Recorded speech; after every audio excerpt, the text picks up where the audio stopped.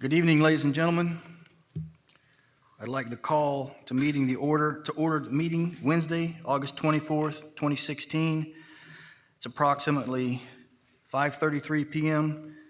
This evening. The invocation will be by Pastor Howard Harden, pastor of the First Baptist Church of Homestead, followed by the Pledge of Allegiance with Councilman John Burgess and the Police Explorers.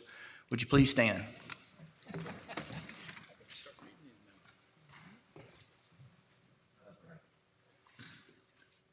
Almighty God, we pause before you to acknowledge you and to thank you for the gift of life, for our freedom, and for the grace that you give us that we might govern ourselves. We thank you for this great community and for her leaders. We pray that you would give them an abundance of wisdom in every decision that is made. We lift up our many public servants, and we thank you for their sacrifices as we ask that your hand of protection would be upon them. We ask you would continue to pour out your blessings on this community and teach all of us, O God, what it truly means to love our neighbors as ourselves. I pray these things in Christ's name. Amen.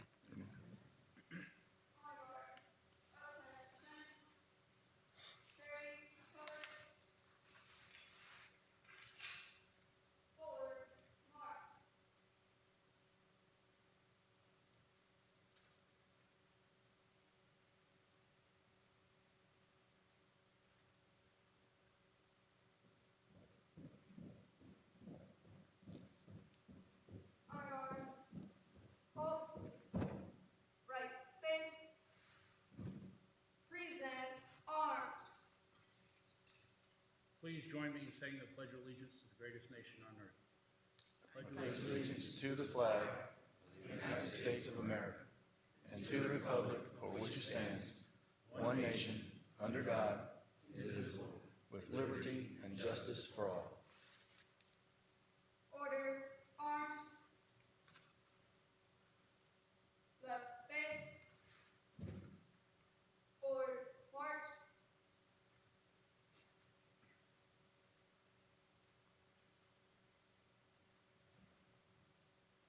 Thank you. You may be seated.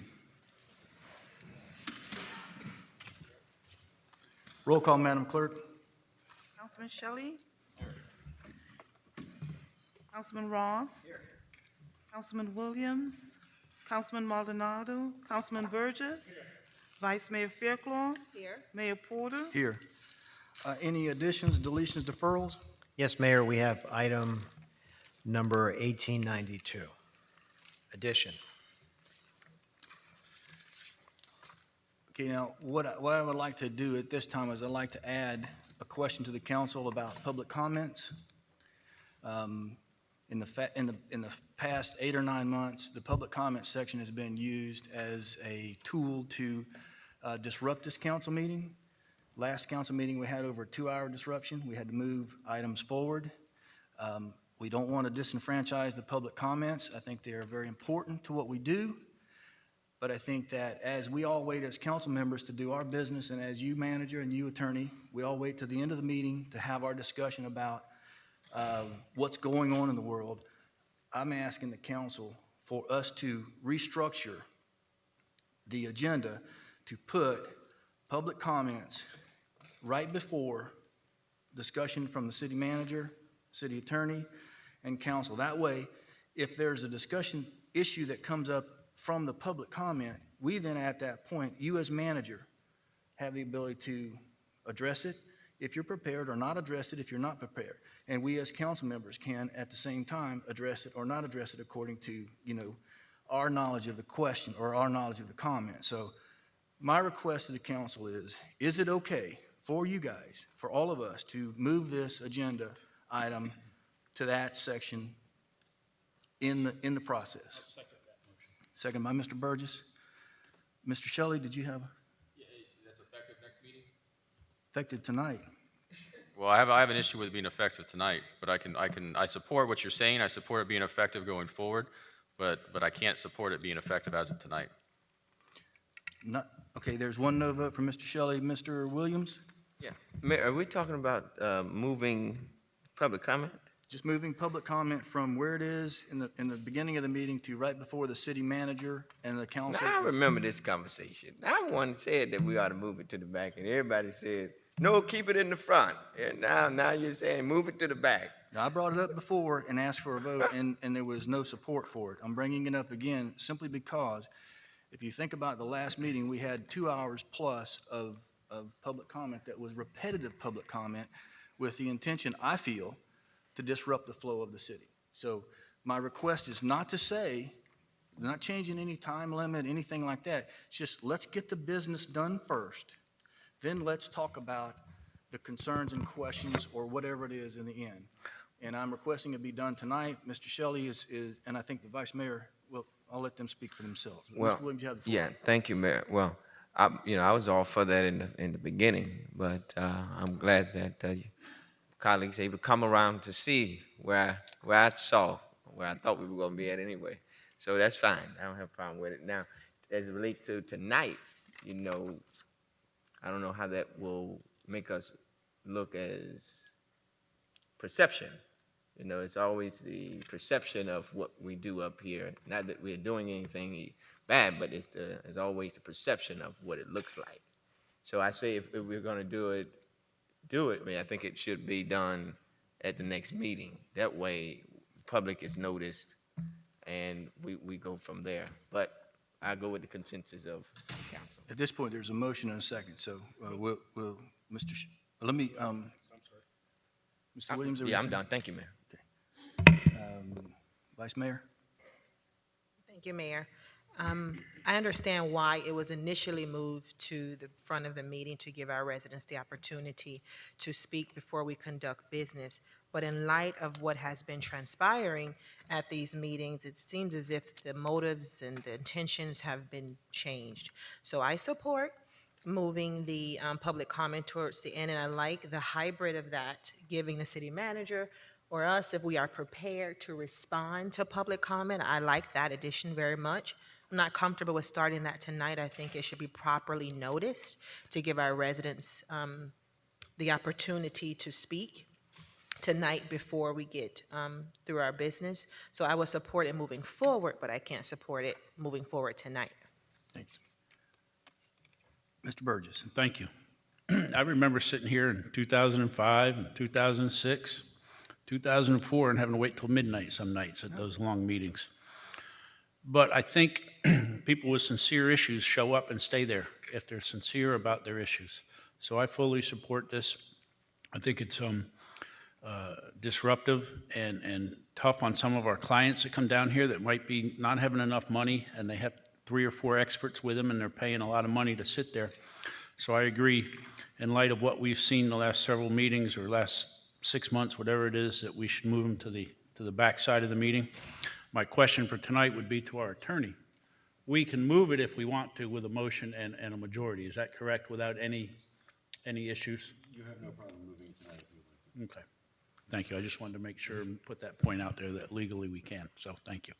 And I'll leave it at that, Mayor, but I do support moving it, and I'll follow whatever the majority wants to do tonight. And I agree. This is simply a question to the council that's here as to how they want to approach this. My request is that it's not being used as a true public comment section. It's being used as a disruptive tool to embarrass the city and to try to, because it's the same conversation 27 or 30 times a night. We know the issue. We know the concerns. It's not in our jurisdiction. It's out of our hands, and yet the constant same question over and over again. They can have their opportunity to speak, but look, this is a business meeting. This is a business meeting. We're deciding the business access to the city right here tonight, not the other. So, okay, let's just do this. Let's just do this to see. We've got a motion to move it tonight to the end, which is, this is a very short meeting. I felt like it might be a good opportunity to try.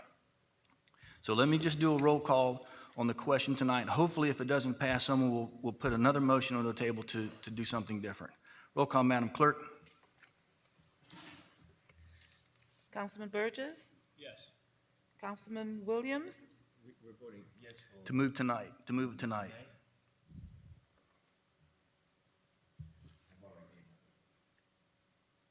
So your vote, no? Councilman Roth? Yes. Councilman Shelley? No. Vice Mayor Faircloth? No. Mayor Porter? It doesn't matter. It fails in purpose. No, Is there a second motion? Somebody make a motion? Mayor, that we enact this at the next council meeting, as it's been noted. Oh, my, error, fat fingers on my yes vote. It's still died Still, because yeah. it's a tie. Failed. Yeah, motion failed, so So my motion, Mayor, if I have the floor, you do, sir. to move that we will place the public comment after the city manager. Before the city. I'm sorry, before the city manager's business, and that we would do that in the month of September. All right, so is there a second? Second. Okay, roll call, Madam Clerk. Councilman Roth? Yes. Councilman Williams? Yes. Councilman Burgess? Councilman Shelley? Vice Mayor Faircloth? Mayor Porter? Yes. The motion carries. Motion carries. Thank you, everyone. I appreciate it. I'll open the public hearing at this time. Anyone from the public that would like to speak on any issue to this body, you're welcome to come at this time. Any public comments? Seeing none. Seeing none. You have David Goodwin. Mr. I Goodwin? saw him outside, Mayor. Okay, I Mr. don't think- Goodwin is not here. Is it Alfred Santamaria? Okay. Quickly. We got business. Business. All right. Like this move.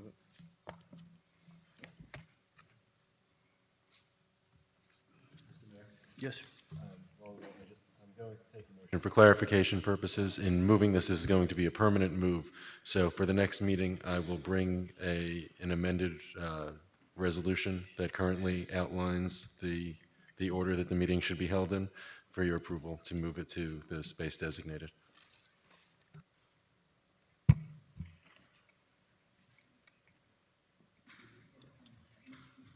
Williams, you made the motion, and it was that motion to move it permanently by resolution until a previous council decides to do something different with it? Yeah, I thought that. That's what That we was my thought. understanding. I just wanted to make sure. Right. Yes. Okay. Till otherwise, no.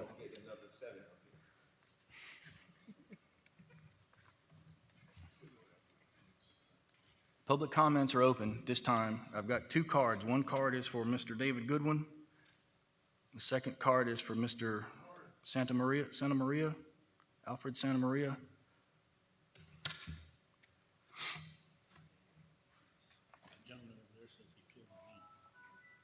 Who's? Okay. Any more cards, Madam Clerk? Come around, please, sir. Just come around to the front.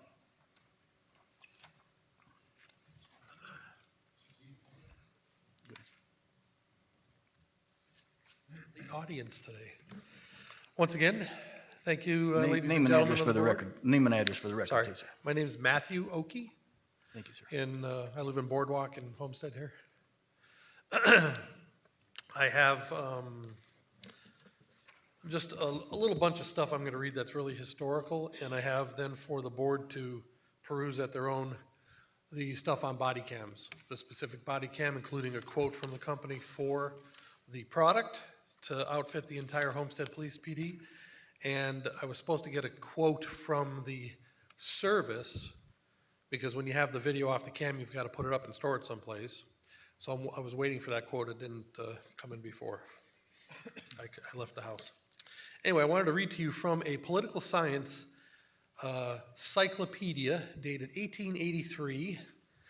This is volume 2, page 528. It says, during the debate of the first proposed amendment to the Constitution in the House of Representatives, August 1879, it was moved by Mr. Tucker to add to the clause which prohibits Congress from making laws abridging various specified rights these words, to instruct their representatives. The proposition was vigorously supported by Elbridge Gerry, who actually ended up writing that portion, who said, I presume that the gentlemen of this House do not mean to arrogate to themselves more perfection than human nature has as yet been found capable of. If they do not, they will admit an additional check against abuses which this, like every other government, is subject to, Instruction from the people will furnish this in a considerable degree. And then the general understanding that the people have some power of instructing their representatives, and of course that disobedience to such instructions entailed some penalty, though no attempt was ever made to specify what that would be. John Adams, for instance, says in his work called Works, Volume 10, page 605, the right of the people to instruct their representatives is clearly very dear to them, and that will never be disputed by me. Judge Tucker, speaking of the embodiment of the constituency as representative and its consequent right to instruct him, in First Black, page 193, says, however inadmissible this doctrine may be in Great Britain, it seems perfectly adapted to the principle of our government here. The feeling found expression in the constitutions of several of the states in provisions that the people have the right to petition and to instruct their representatives. This is found in the constitutions of, enumerated here, probably 12 or 15 different states at that point in time. That's about all there were. The words are substantially the same in the constitutions in each of these states. There was a clause that was added to the last Constitution of Illinois at the time so as to read that the people shall be secure in the right to make known their opinions to the representatives. It is difficult to discover the object of such a provision as that, the latter being obviously absurd, and if the language used in a greater number of the constitutions is to be construed as protecting the right of the Thank you, people sir. to give their representatives advice, Thank you, sir. only information. Since there's not a lot of room, can Mr. I Hill, just finish Mr. reading? Hill is next. Kim Hill is next. Thank you, sir. Appreciate it.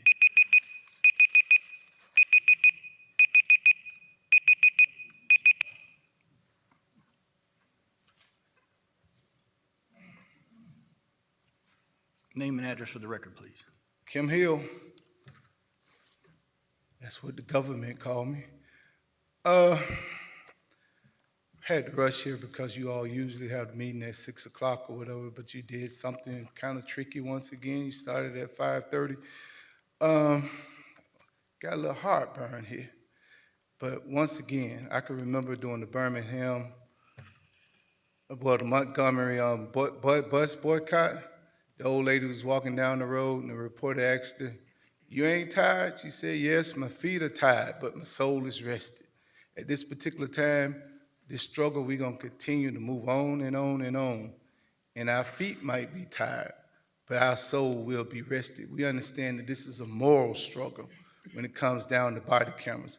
People may want to blur the lines. They want to say, oh, this is an issue between the dislike of Chief Rowe. This is an issue about, dislike of government. No, this is an issue about black males being slaughtered all over America.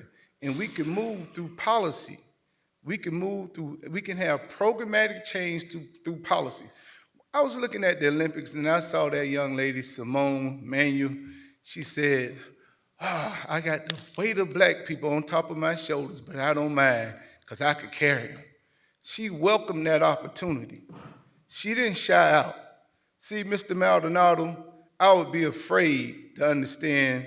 I would be afraid, basically, to think what would have happened if Frederick Douglass didn't push Abraham Lincoln to be your so-called great president. I would be afraid to think what would have happened if Martin Luther King didn't push John F. Kennedy. You understand this?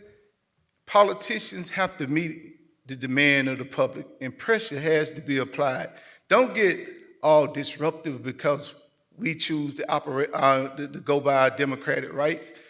This is fascism. You got police officers sitting up here. You had police officers last month talking about citizens and criticizing citizens on the time of the city.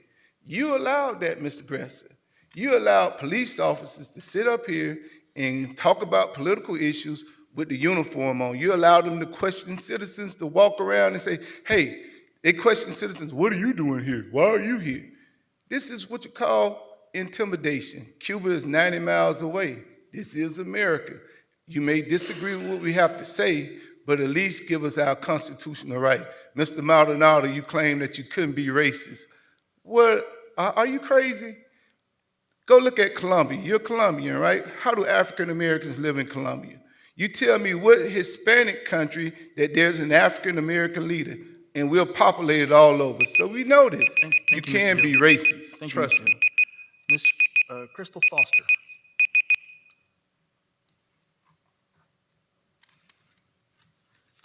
Good evening, Crystal Foster.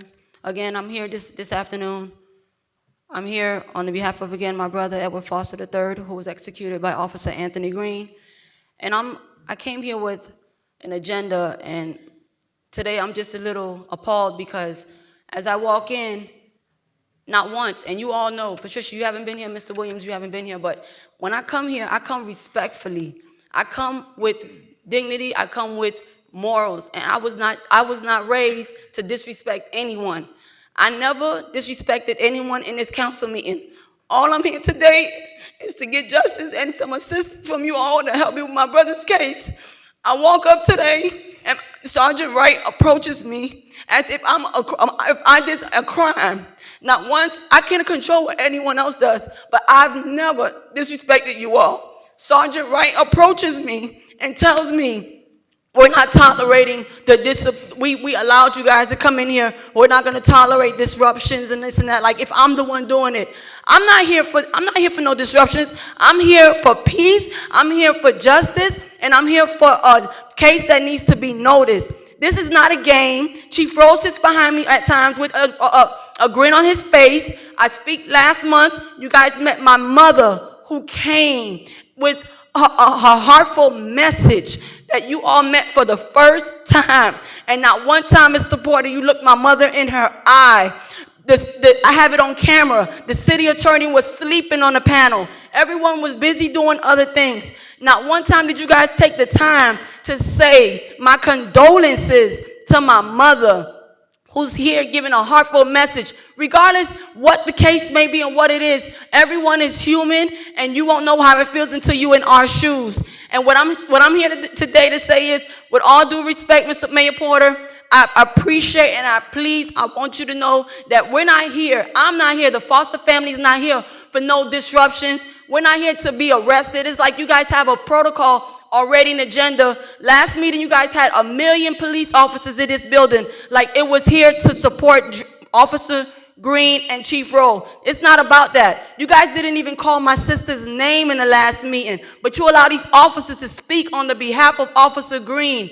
This is not the time. This is up for election, and we have the right to recall positions and everything. I'm not here for political. I'm here for justice for my brother, Mayor Porter, and with respect. I would appreciate if you respect the family, if your staff, Chief Rowe, your officers, to respect us. We're not dogs. I can't control anyone else, but I control my siblings and my mother, and I'm here on her behalf. Like I said, I'm on another agenda, but again, we cannot control the colors of our skin, but you as officials can control the positions and what these officers are in. Thank you. Thank you. Mr. Womble? Mr. Womble?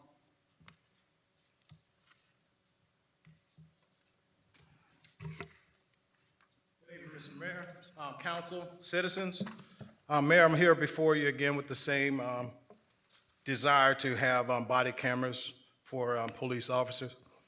And it was a very exciting meeting last month, and I hope that you understand that the number of people who are in support of that is increasing.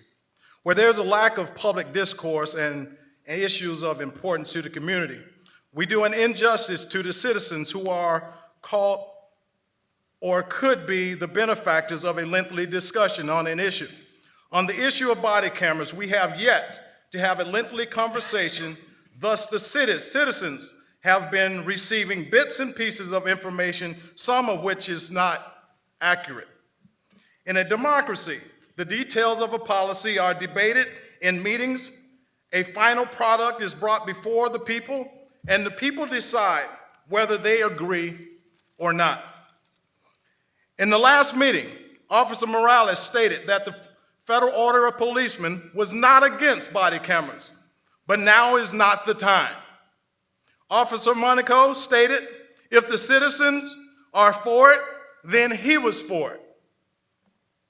Commissioner Maldonado stated, He was not against body cameras, but now was not the time. Commissioner Burgess also stated that the money could be better spent on officers. Mr. Mayor, I concur.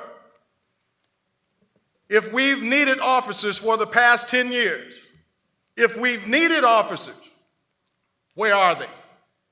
Why is it that close to every election time we hire 4, 5, 6 officers? And then the other times we just lay dormant. If there's a need for policemen, then we should hire them. But it was stated in the last meeting that we have an excellent response time. If we have an excellent response time, then there's no need for more officers. Body cameras have been proven to be effective. Mr. Burgess gave out a number. I'm not sure whether he was stating that number was per year or for a lengthy period of time. He said $720,000. Let me give you some figures. Miami-Dade County is going to employ 1,500 body cameras at a cost of $733 per unit per year. Duluth, Minnesota, $78,000 for $309 per unit. $685 per unit at New Orleans. $351 per unit, Ferguson, Missouri. In other words, you can control the cost of body cameras. That discussion needs to be had. That discussion needs to be had, Mr. Mayor. Thank you. Thank you, sir. Mr. Goodwin? Mr. Goodwin here? Mr. Santa Maria here?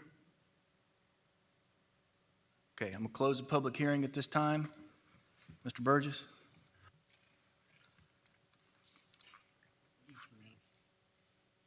Thank you.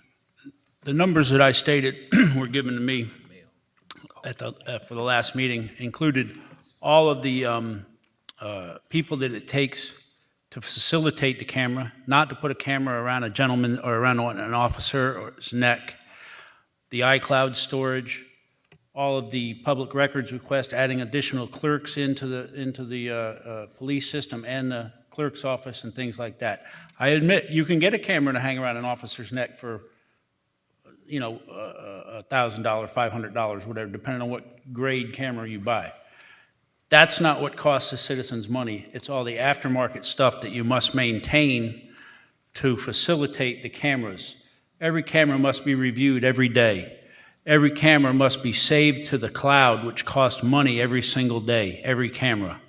And then you've got to have a superior from the police department review them. You've got to have a clerk that reviews them. You have to have somebody that looks at them and see if anything's gone bad and all that. So that's where the cost comes out, not just putting a camera around somebody's neck. So that's, I wanted to clarify that. Thank you. Right, sir. Thank you. Mr. Williams? Yes, I wasn't here last time to put my, as I watched the video, I saw all of you all commenting on the body cameras. And, as I have stated unequivocally, I don't have an issue with body cameras. And I think what has happened has been made into a political ploy for us. And I'm a person to be backed down to be forced to do something without the proper abilities to find out what it will cost and all of that.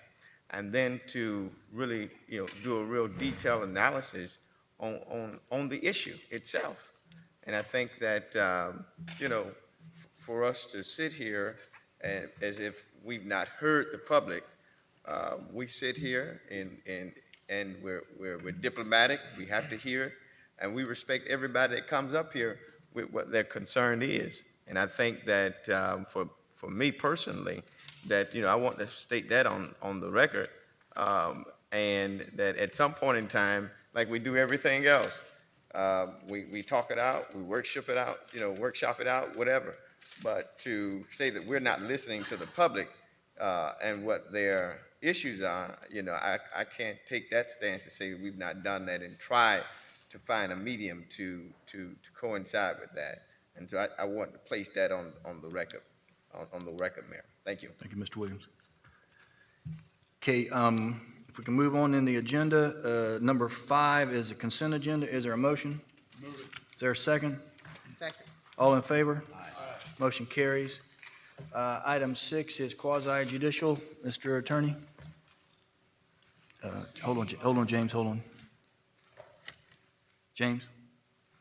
Yes, please be advised, the following item on the agenda is quasi-judicial in nature. If you wish to comment upon this item, please indicate that you would like to address the council on this item when the announcement is made. An opportunity for persons to speak on this item will be made available after the applicant and staff have made their presentations on this item.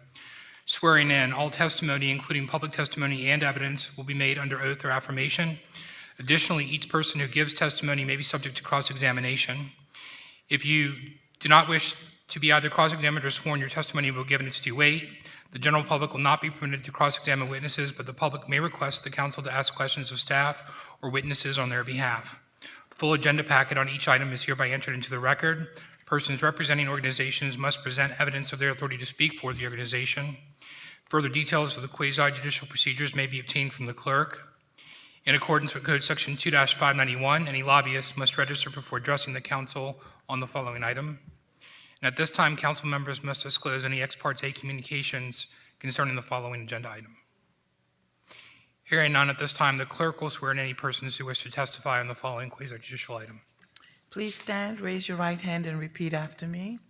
I, please state your name, hereby swear or affirm that the information I present shall be the truth and nothing but the truth, so help me God. Thank you. You may be seated. Tab 7. Tab 7 is a resolution of the City of Homestead, Florida, granting a replat approval of Track C of the Homestead Pavilion plat, granting the subdivision of an approximately 8.6 acre parcel into 2 lots located at 2601 Northeast 9th Court as legally described in Exhibit A and providing for an effective date. Staff report, Mr. Cordino? Yes, sir. We recommend that the mayor and council approve the resolution granting the replat of a final plat to CNN Hotels Incorporated for this 8.6 acre parcel of land. This proposal, this proposed request is consistent with the criteria set forth in our City Code of Ordinance, Chapter 25, and the Miami-Dade County Code, Chapter 28, and Chapter 177 of the Florida statutes. Again, we're recommending approval. What they're doing is replatting a parcel that currently in one parcel into 2. The larger track's going to be left for retail for the pavilion. The second track will be subject, the smaller track will be the subject of a potential site plan for a potential hotel. So the west side of the DDR property is going to, and then you're dealing with the east side of the property adjacent to, but across the street? The parcel is west of the road, but it's this kind of triangular parcel. It's all in there. Oh, right, and we're going to cut it in half. You can see the small parcel is going to be for the potential hotel, should it get approved. The larger parcel will be DDR, and it will be for retail uses. Okay. Questions from council? Mr. Burgess? Thank you, Mr. Cordino. You state a hotel, so is that in their intention with this piece of property at this time, or they're hoping to attract somebody? I believe that's their intention. There's no application yet, but they may be coming in with a site plan. I believe the applicant's here who can answer their question for their intentions better. Okay. Thank you. The applicant? Applicant here? Is the applicant here?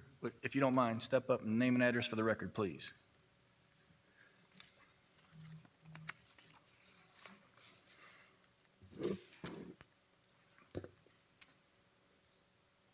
Hi, good evening, everyone. Jane Storms, Police Land Surveyors, 5381 Nob Hill Road, Sunrise, Florida, for the applicant, and I have been sworn. We can't hear you, really. If you could. And I have been sworn. Okay. Yes, we are intending to bring in a potential hotel within the next couple weeks for your staff to review. Thank you. I don't like putting things out there open if it's not a reality, because then we're, coming back to us sooner or later and whatever. So I'm just trying to clarify. Thank you. You're welcome. And good luck bringing them in. Anything else, Mr. Burgess? No, sir. Any other questions from council? Mr. Williams? Is there a brand? No, not as of yet. How many rooms or anything? Rooms? None of that yet? Yeah, this is just a subdivision of land that's Right. creating the 2 parcels. The site plan will be before you shortly. So you can't give me a little tidbit? All right, okay. Anything else? They Mr. hired the right one. She ain't letting nothing loose. All right, thank you. Thank you, Mayor. Okay, this is a public comment. This is a public hearing, so you're welcome to come up and speak for or against this item if you're interested. If not, seeing none, I'll close the public hearing. Anything final from council? Is there a motion? Move it. Is there a second? Second. Roll call, Madam Clerk. Councilman Williams? Yes. Councilman Maldonado? Yes. Councilman Shelley? Yes. Councilman Roth? Yes. Councilman Burgess? Yes. Vice Mayor Faircloth? Yes. Mayor Porter? Yes. The motion carries. Thank you. Thank you. Tab 8.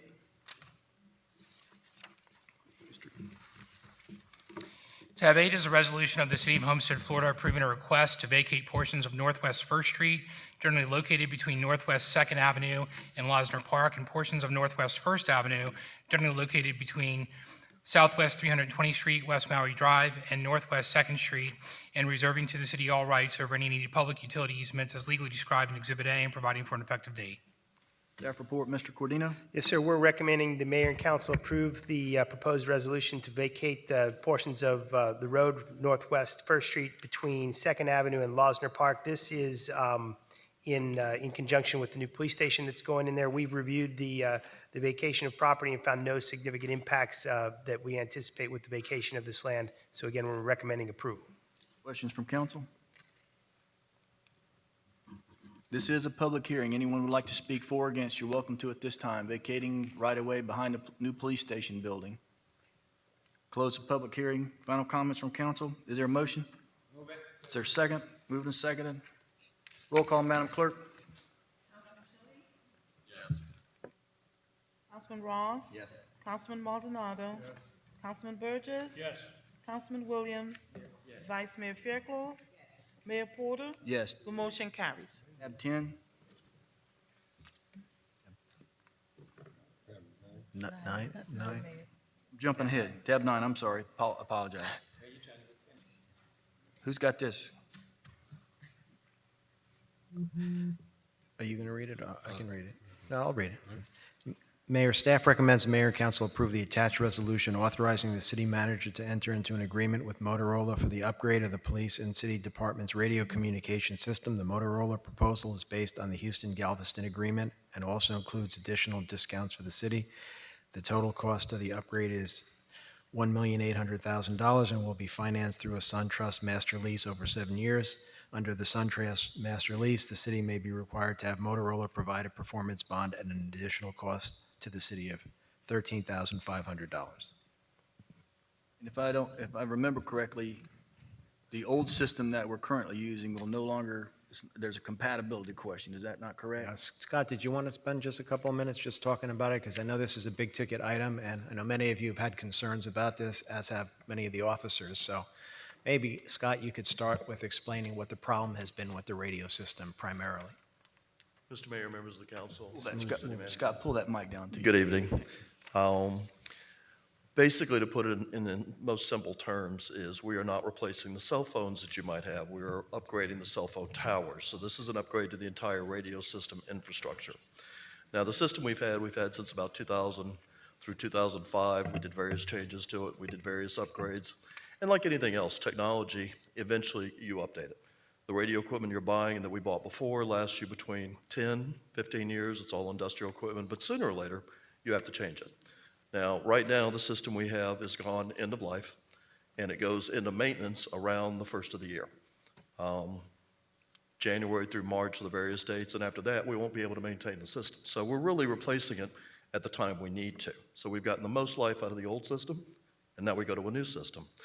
But the new system uses what they call voice over IP technology. Like a lot of the phone systems you see, it's fully network-based. It works much, much better than what we have now. It's much more versatile. We can add and change it at a far more economical cost. The system we have now, we basically have a conversion system built in to allow it to run over the network. And that system has caused problems once we went digital. It doesn't really convert it well all the time. So basically, this is a massive upgrade. It changes both our channels and all the city channels, and it brings it current. We're also expanding the number of receivers through the city. so that it can compensate for a lot of the construction. Because the problem is when you try to listen to a handheld, it's a very weak signal. So we add more receivers, we can hear it better. We're improving the electric channel and all the other city channels as well. So at that point, that's kind of the summary of it. Yeah, and the thing that got our most attention was there have been cases where officers can't hear, can't communicate, and that's obviously a dangerous situation. So, and then also, since we were doing this, some of our other departments had difficulty communicating in the field as well, so we felt it was cheaper to do the whole package now so that all the departments can benefit from this technology. And it is considerably more economical to do it at once. Perfect. Questions from council? Mr. Williams? Yes, thank you. Now, does this also fix the issue with Homestead Hospital when they're in, would this take care of that issue? Sometimes the officers, if they're in there, sometimes the signal, it can't really transmit it. Will this new system fix all of that with what you just regurgitated to us? Inside the hospital itself had another system put in called a bidirectional amplifier. It's intended to take the signal from our radios. But I'm just saying, it corrects it, right? It was already done. It's gone, okay. Now, there are areas in the hospital, because it is a hospital, that are specially shielded, and we cannot put any equipment that affects that. You can imagine like an MRI area or some of the others. But the majority of it, yes, sir. The other question is this the money to this is coming from? Are all the departments putting into the 1.8 million? There's a special allocation. Carlos can give you a breakdown of that if you'd like. Yes, Council, if you refer to the finance memo, it'll show what the projected allocation among all the different funding sources are. Yeah, I know, but see, when we're in the public like this, we see it, but then when they view it, the people need to know that this is, that with a big ticket item like this, that this is, what the allocation amount is, and then, so if you don't mind, Mr. Mayor, or Mr. Manager? No, Carlos. Yeah. Okay, for the record, the allocation of the $1.8 million, $517,597 would be paid by the police impact fees. $417,590, it's going to be out of the police operations, out of the general fund. $41,244 will be out of for the streets, which will be out of the LOGT, which is the taxes, the local option gas tax. $153,973 is basically general administrative, also paid out of the general fund. $164,978 would be out of the customer service fund. $228,246 will be the electric utility. $82,499 out of the water and sewer department. $41,244 out of the stormwater, and $152,638 out of the solid waste. And again, this will be financed over 7 years, so those amounts are the cost amount, but actually the impact on an annual basis would be much less over the 7 years. Correct. And what would that monthly payment be? The annual amount is $280,907. All right. Thank you, Carlos. I appreciate. Thank you, sir. Mr. Burgess. Thank you, Mayor. Lieutenant Bell, didn't we do something about 5 or 6 years ago that was an upgrade of some sort, and that was supposed to help us along with our radios and stuff through the police department? I remember, and it been given to a former employee who's no longer here, but I think we worked on some sort of an upgrade back then or something, didn't we? I remember. That was an upgrade to the radio dispatch consoles. Okay. They were changed from an analog version type to more of a computer-based digital type. Okay. What we're doing in this case is we're upgrading them again. We're taking those same consoles that we bought then and changed out, and since they are software-based, we are doing another upgrade to make them network compatible. And then we're buying a third console so that we actually have 3 positions. Okay. Thank you. Thank you, Mayor. Thank you, sir. Mr. Roth. Yeah, I'm in favor of definitely doing this as a listener of the scanner that pays attention to what you guys do on a day-to-day basis and understand what you go through. My only question is it going to stop the robotic radio transmissions? It should correct what you're hearing as robotics on the radio. Part of that has to do with the conversion process, where we take audio from a receiver, convert it to a digital signal, transport it over a network, deconvert it, and then do it all over again. Gotcha. And there are some cases where you're too close to another unit and you'll hear a little like feedback. That part. Sometimes you'll get a little bit of that, but this should correct 99% of it. Yeah, because I would imagine if it's 21st century equipment, that it's going to be much better than what we have now. Yes, sir. So I'm all for it. And much more economical to expand. Correct, I agree. It's Thank just the newer stage of technology. It's the correct decision at this time. All right, real good, thank you. Okay, this is a public, open for public comment. It's public, you're welcome to speak at this time for or against this resolution. Thank you, sir. I'm opening up the public hearing and then, okay. Is there a motion? Second. There's a second. This is a public hearing. Seeing none from the public, close the public hearing. Any final comments from council? Roll call, Madam Clerk.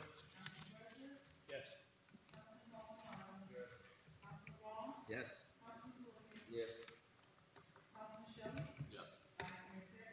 Yes. Motion carries. Business from the city manager. Mayor, we have this item 1892. This was the add-on. Okay. This was a walk-on. We apologize for the, this last-minute nature of this. I had met with, I'm going to bring, under your business. Yeah. Go ahead, Mr. Manager. I'm sorry, I jumped ahead. No, that's okay. I missed putting this in, so we'll do it under your business, and then Mr. Williams can handle his item under his business. Go ahead, sir. Okay, Mayor, staff recommends mayor and council approve attached resolution authorizing the city manager to enter into a contract with Wilden Financial Services for New Markets Tax Credit Consulting Services.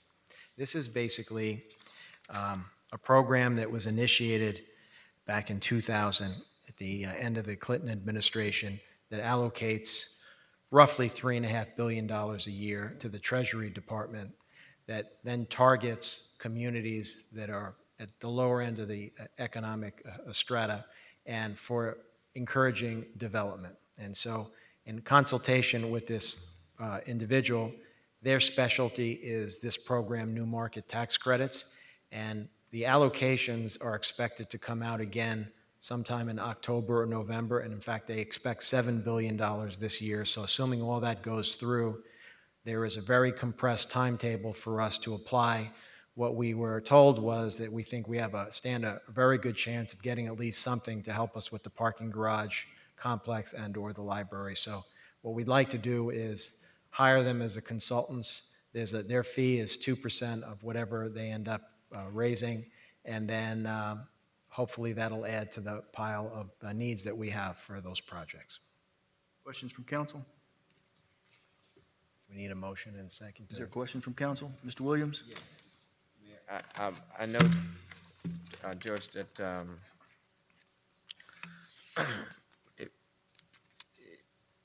because it's a, with procurement, their professional service, it doesn't have to go out to bid, am I right? Correct. Correct, we can choose because of his professional services. So are they here today, or are they? No, they weren't here. In fact, I met this individual in Los Angeles when I was there last week. And so the purpose of my meeting was to understand whether new market tax credits are something that would be available to us and to better understand the program. And as he was explaining the program, he mentioned how that if you don't get your application in soon, you're not going to be able to compete for these funds. So we really didn't have much time to do anything. He's based in Los Angeles, so. So let me ask, now, from my understanding, this is to go to help underdeveloped neighborhoods, impoverished neighborhoods? Yes. Right? So my question is that let's say that this happens. Have you thought about long-term of what that looks like? Is all of it going downtown, or are we going to spread it throughout the northwest and the southwest area on some areas that really need? Because what I'm seeing and is that I know we're building the downtown, but then I don't want the older communities like the northwest and the southwest. If dollars like these are available, we can do some other great things to help some within the neighborhood part of the area. And so I would just ask that as we go forward, that if we are able to do that, to carve out something that some of our older neighborhoods can really, take advantage of, that we probably have not because of limited resources. But I understand focus is downtown. I'm completely for that. But then I don't want to leave out the older neighborhoods that could perhaps benefit from some of this as well. The good news is if we have this, if you approve this consultant, each year we'll continue to look at projects. The big distinction between this program and others is that there is, I think they said, for every $1 in supply, there's about $10 in demand. And so what happens is the monies get allocated to these, what ends up becoming flow-through corporations. Right. And what happens is they have to decide, he referred to it as a beauty contest. You have to come in and say, okay, do you have in excess of $10 million being invested from some outside source? And that's the first thing. Then is a real project that will be, realistically, you'll start spending your money within 6 months to a year. And so that becomes your first thing, is if you go into an area that doesn't have a developer that's planning to invest $10 million, or there's nothing there for somebody to benefit from the tax credit, this is a program that in essence creates an incentive for investors to come in and invest. But you have to start first with the project is actually a real project, as opposed to some other funding sources where you have some idea and then it takes a while to develop and you're 2-3 years into it. So hopefully if we're successful with this one, and as we start seeing some halo effect, which we hope we will, and as we start being able to attract other developers to other areas of the city, this program could be very helpful to us because it qualifies within the particular area. And so, yes, downstream, we would hope to see more of this, but also recognizing that it's a competitive process, so we don't know, even for this round, whether we'll get something. I completely understand. I just want to, raise that because, I'm pretty sure, I got 2 or 3 projects off mine that we can be shovel-ready, to really help with the capacity building of the entire of the neighborhood, inclusive of the downtown. And I just want to make sure that with these new kind of ideas that you're bringing to the table, that I want to make sure that some of the dollars and resources, if we are able to obtain that, could go to make sure that we can get a project, whether it's elderly, housing, veteran, whatever, that those resources could be done to build up the market in our depressed areas. Sure. Which we serve. That's all. Agreed. Thank you. Thank you, Mr. Williams. Any other questions from council? Now, we don't need any public comment on this. This is just a simple request. Well, you would treat it the same way you do. Where we have a resolution approving the contract, so I would treat it the same way you do for each agreement. Just for consistency's sake, even though it's not required, I would open. Any questions from the public in regards to? We don't have a motion or a second, I think, on this yet, do we? I didn't hear one. Can I have a motion to approve the resolution approving the agreement? We've been, in the past, we've been having the public comments. Yeah. And then after the public comments, there's Then been a you'll- motion put on the okay. table for approval or denial. So Okay. that's been That's consistently how. absolutely fine. So it's not that, I'd like to hear from the public, then the Yes. council gets a Sure. chance to hear from the public, and then the motion reflects the public comment side, so. Any public comment on this, for or against, any questions for or against? I'll close the public comment. Mr. Williams?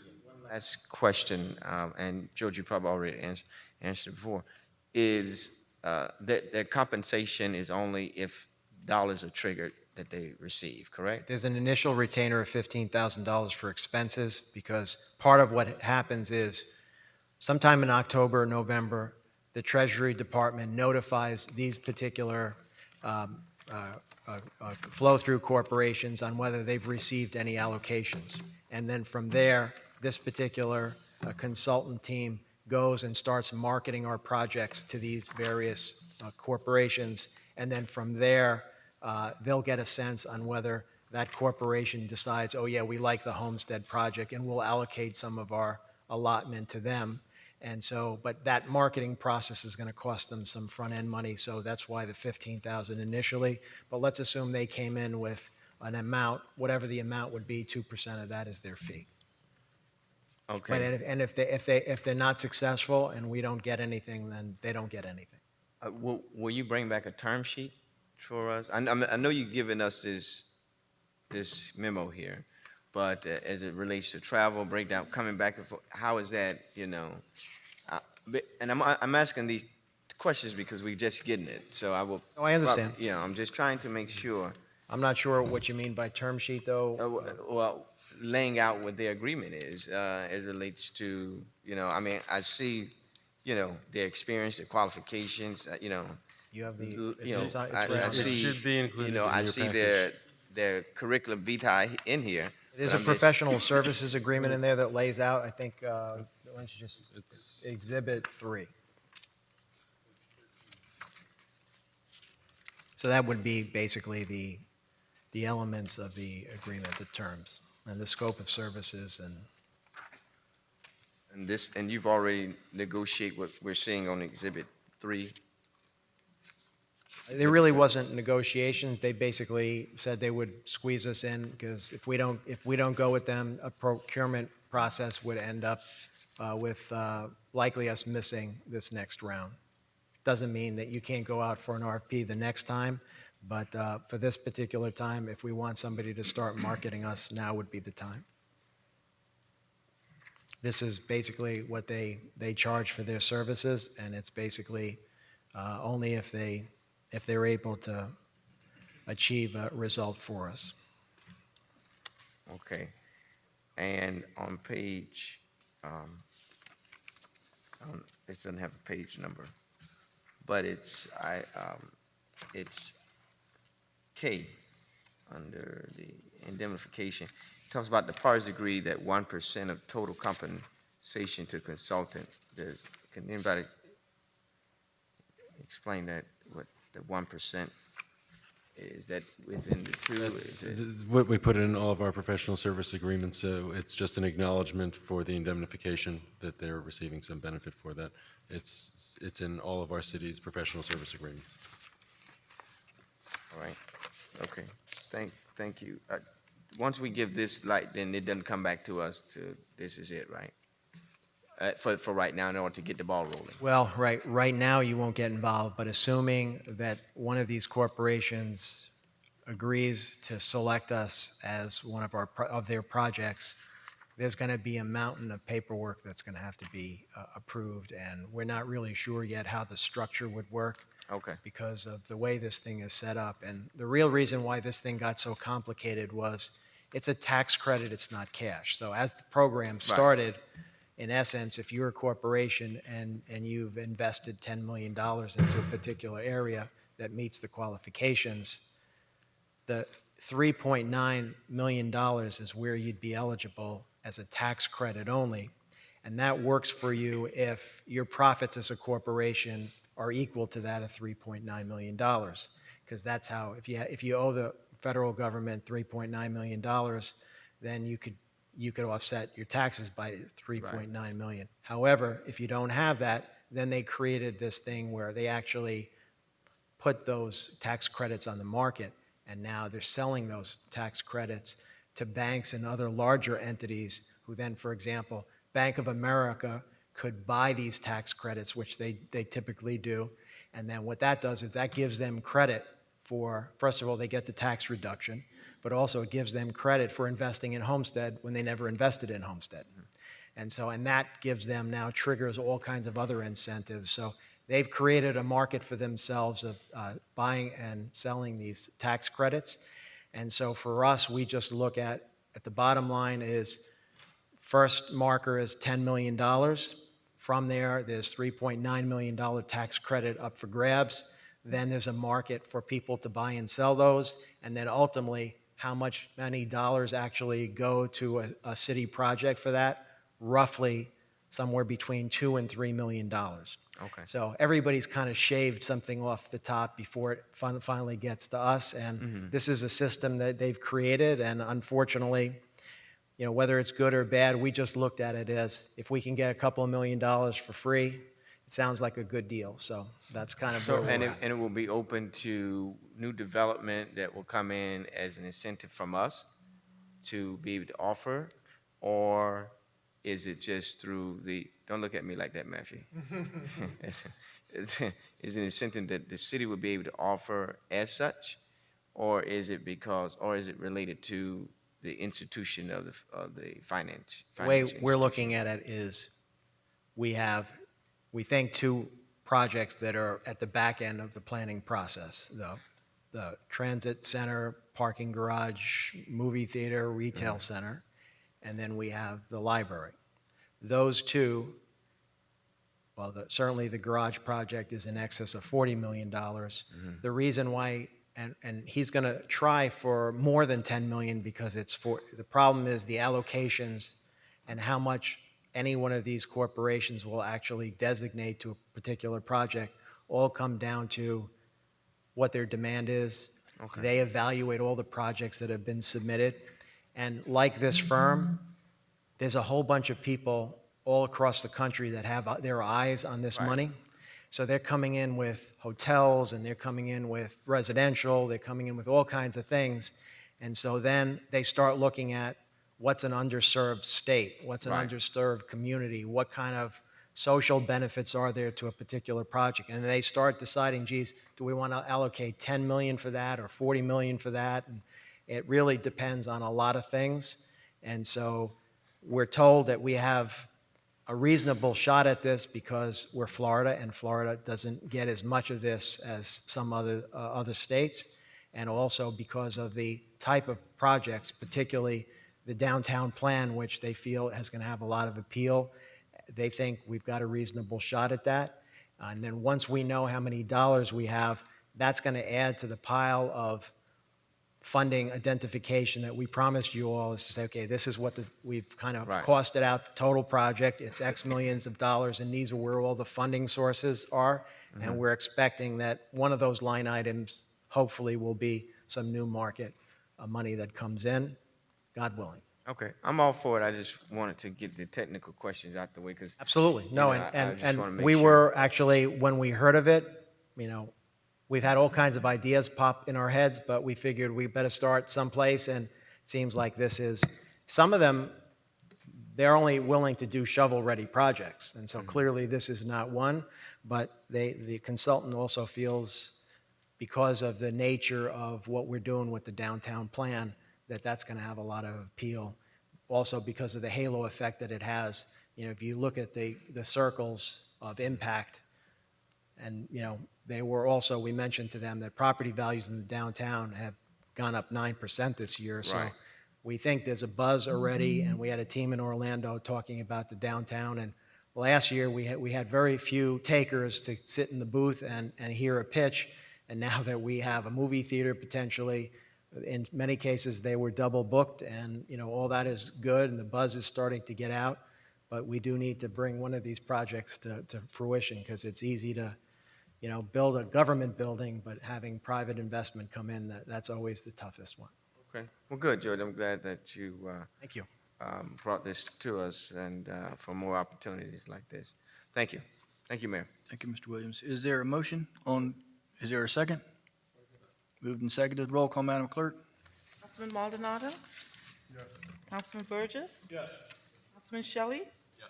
Councilman Williams? Yes. Councilman Roth? Yes. Vice Mayor Faircloth? Yes. Mayor Porter? Yes. The motion carries. Thank you, Mr. Manager. Is there any business from the city attorney?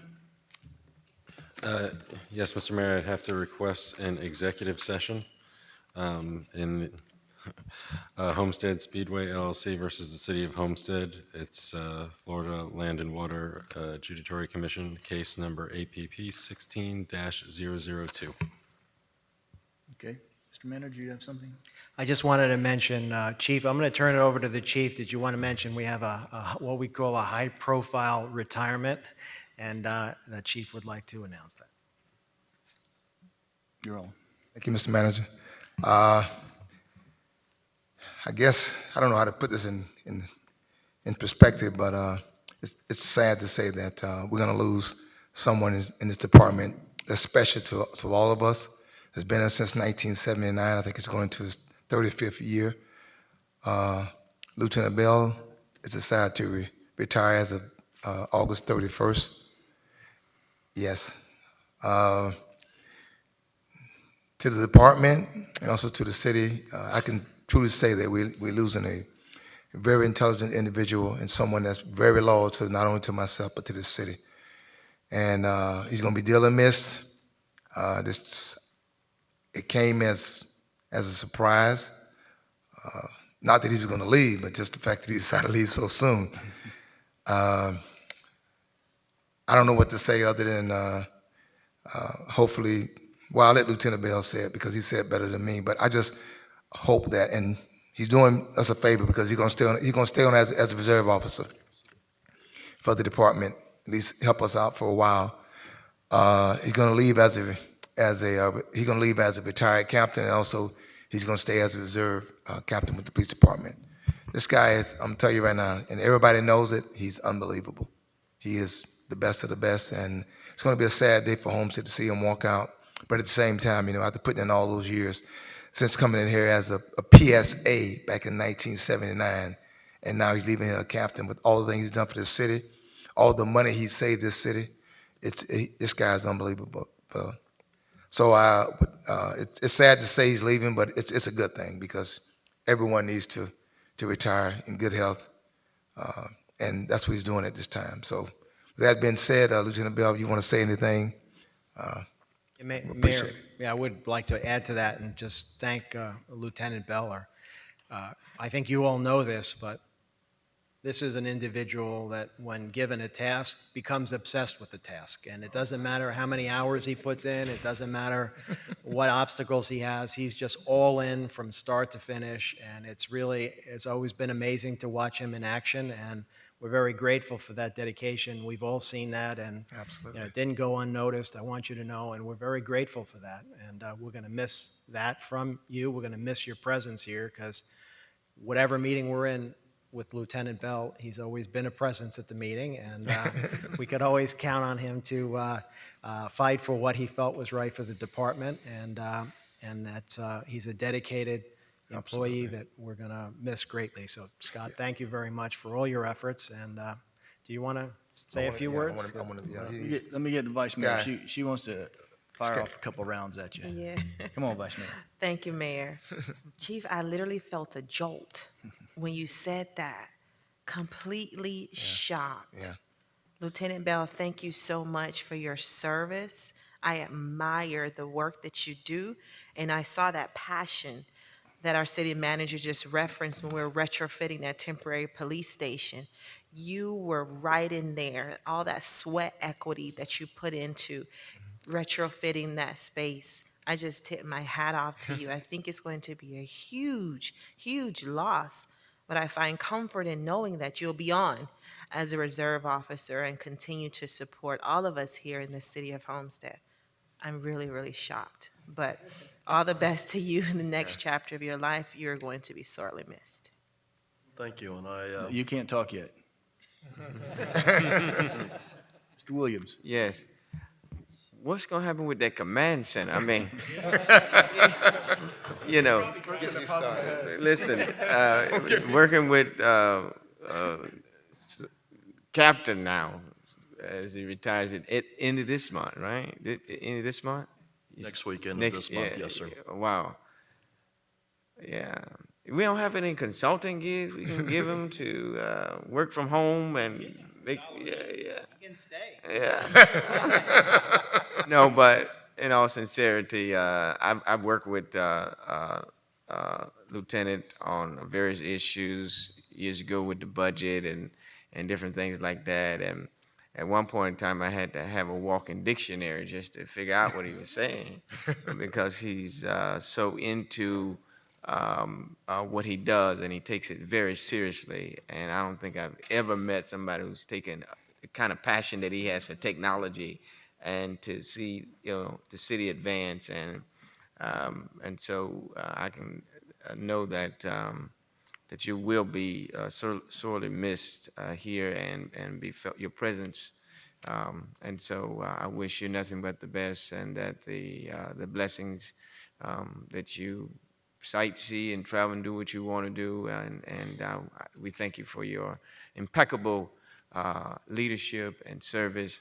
And you have done a wonderful job the 7 years that I've been here on council. Thank you. Thank you, sir. Mr. Burgess. Thank you. Scott, and I'll call you that because I consider you a friend when I see you around. Congratulations. I'm happy for you. You will be missed, but the good thing is the city's going to get you for $1 a year now. For a while, anyway. But, 24 years ago was a bad day for Homestead. But you were there, and you led us out of that with the command center that Councilman Williams spoke of, which is state-of-the-art and was world-renowned at the time when it was built, and still is top of the line. And that's the type of dedication that you brought to us. You didn't go halfway with a project. Whatever it was, you always made sure it was to the fullest extent. We may not have always been able to give you the dollars you wanted, but you always fought for them, and that was a great thing to see out of you. Was your dedication, and your fight was always there for what you thought was needed and what was right. And congratulations, like I said, and well-deserved, and you will be missed. I know the chief's going to miss you when it comes budget time and you out there fighting for him and all the guys. But I'm sure whoever you help to take over your position will follow in some big boots, but I'm sure they'll be able to hopefully fill them and do the job that you've done for us and lead us on. So have a great retirement. I'm sure we'll see you around, and we'll make sure that somebody's out there polishing the command center for you. I want to say too, Scott, I mean, we've had a long run. I've been here probably longer than anybody, I guess, over the time, not collectively, but I mean, I was surprised to find out after all the years you're trying to get a new police station built, and you're not even going to be here to move in, and it's. But I can say this with all sincerity: I think the money that you saved the city over your career with your expertise and your if you don't know about it, you figure it out. You educate yourself, and that's dollars and cents. So we don't have to pay somebody else to come in and tell us how to do what you figure out to do for us. And that's going to be like everybody's saying, it's big shoes for someone to fill out of the department. And but you've more than over time earned every accolade that you get in your position as captain, going out as captain. Congratulations. I think, Chief, that's the right thing to do. But your service to this community has been above and beyond anything that anybody could ever imagine. They don't know what you've done and what you've saved us and how, like everybody said, you're incredible. You're always out there. So congratulations to you. I know the council is ecstatic that, you're being able to retire. You want to retire. I know everybody does, but we're going to miss you, and it's going to be a big hole to fill. And again, thanks for everything that you've done, for this community, because behind the scenes, nobody knows. Not everybody knows. A lot of people do know, but behind the scenes, thank you. You can talk now. Thank you. Thank you, Mayor. Thank you to council, Mr. City Manager, very much. Thank you. And thank you to all the department heads and the employees within the city. Everybody has been a huge, huge support. By yourself, you can't do anything. This has always been a team effort. Like I told the chief, I truly, truly appreciate all the opportunities and challenges that have been handed to me and provided to me. It has certainly been a long and interesting career. This is my second tour here. I took a short break in between, and this tour, I already entered my 21st year. So it seems almost like a lifetime ago that I started here. But I know, and I met with you, each of you personally at different times, and I truly appreciate the support that you have given me, the support you've given the department, and I know that that support will continue, because it has always been with the support of this council we've been able to accomplish what we have. Now, I am retiring. At some point, that has to happen, preferably anyway.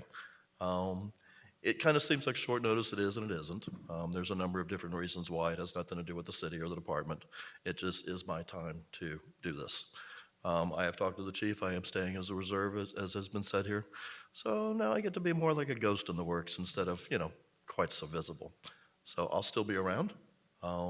It has certainly been interesting working with everybody, and I'm not looking to walk away and just, kind of fade in the distance. So I still support the department. I still believe in this city, and I think there's great things ahead. And I cannot thank everybody enough for all the support and generosity and help that's been given to me, and the kind words tonight. I truly appreciate it. So with that said, thank you. Thank you very much.